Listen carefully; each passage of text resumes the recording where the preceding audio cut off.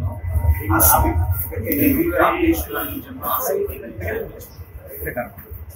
এই মাননীয় প্রধান বিচারপতি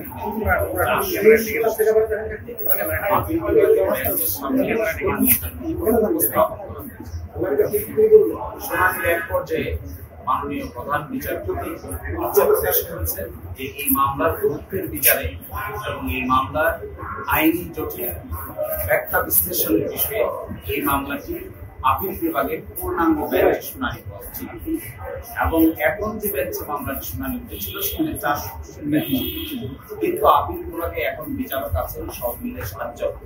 এই জন্য পরিস্থিতি বিবেচনায়, গুরুত্বের বিবেচনায় এবং এই মামলার উচ্চতার বিবেচনায় এবং আইনের ব্যাখ্যা বিশ্লেষণের বিবেচনায় এই মামলাটি আগামী 6 তারিখে 1 নম্বর আইটেম হিসেবে পূর্ণাঙ্গ বেঞ্চে শুনানির জন্য দিন নির্ধারণ করেছেন। এর কারণ হলো যে মামলার আগের রায়কে আমরা চেঞ্জ করতে চাচ্ছি, সেই রায়টি দিয়েছিলেন 5 সদস্য বিশিষ্ট বিচারপতি, আর এখন আজকের যে বেঞ্চ এটি ছিল 4 সদস্য বিশিষ্ট। এই জন্য এই মামলার নিষ্পত্তি নিয়ে ভবিষ্যতে কোনো ধরনের প্রশ্ন উত্থাপন করে না হয় এবং সঠিকভাবে আইনি ব্যাখ্যা বিশ্লেষণ করে যেন এই মামলার নিষ্পত্তি করা যায়, এই জন্যই পূর্ণাঙ্গ বেঞ্চে আগামী 6 তারিখে গুরুত্বের বিবেচনায় অদৃষ্টের প্রথম হিসেবে রেখে এই মামলা শুনানি করার সিদ্ধান্ত নিয়েছেন।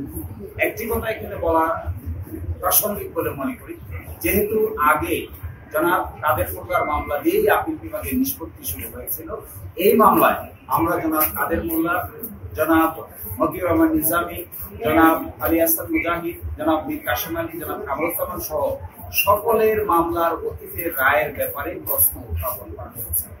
এই জন্যই মাননীয় প্রধান বিচারপতি মনে করছেন যে এত বড় প্রশ্নের সমাধান করার জন্য সুপ্রিম কোর্টের পূর্ণাঙ্গ বেঞ্চ একসাথে বসে যদি সিদ্ধান্ত নেন, তবেই এটা আইনের দৃষ্টিকোণ থেকে এবং ভবিষ্যতের দৃষ্টিকোণ থেকে এটি উত্তম হবে। এই বিবেচনায় আজকে 6 মে পরবর্তী শুনানির দিন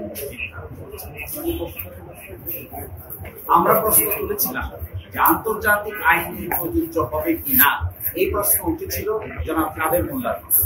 সেই মামলায় তখনকার আপিল বিভাগ সিদ্ধান্ত নিয়েছিল যে আন্তর্জাতিক আইনের প্রযোজ্যতার কোনো প্রয়োজন নাই। আমরা এখন এসে বলছি এই যে প্রয়োজন নাই বলেছেন, এটিকে আমরা রিভিউ করতে চাই। আমরা বলছি ফেয়ারনেসের জন্য, ন্যায় বিচারের জন্য আন্তর্জাতিক স্ট্যান্ডার্ডের প্রয়োজনীয়তা থাকতে হবে। এই জন্য প্রধান বিচারপতি সহ আপিল বিভাগ বলছেন এই প্রশ্নের জবাব দেওয়ার জন্য আমাদেরকে পূর্ণাঙ্গ আপিল বিভাগ বসেই এই সিদ্ধান্তটা নিতে হবে।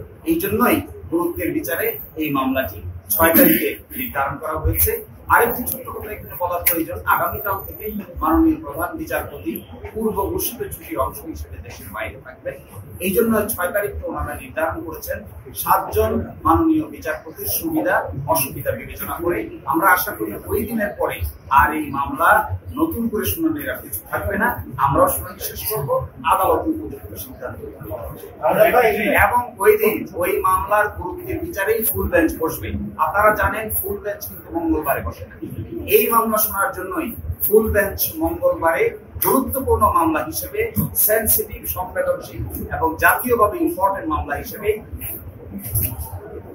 জাতীয়ভাবে গুরুত্বপূর্ণ সেন্সিটিভ সংবেদনশীল কেস হিসেবে এই মামলাটি শুধু শুনানির জন্যই 6 তারিখে আপিল বিভাগের পূর্ণাঙ্গ বেঞ্চ বসবেন। আপনারা এটাও জানেন আপিল বিভাগে নতুন করে 2 জন মাননীয় বিচারপতি অ্যাপয়েন্টমেন্ট পেয়েছেন। আগে ছিলেন 5 জন, এখন হয়েছেন 7 জন। আমরা মনে করি এই মামলার গুরুত্বের বিচারে পূর্ণাঙ্গ বেঞ্চে শুনানি হবে এই মামলার প্রতি ন্যায় বিচার।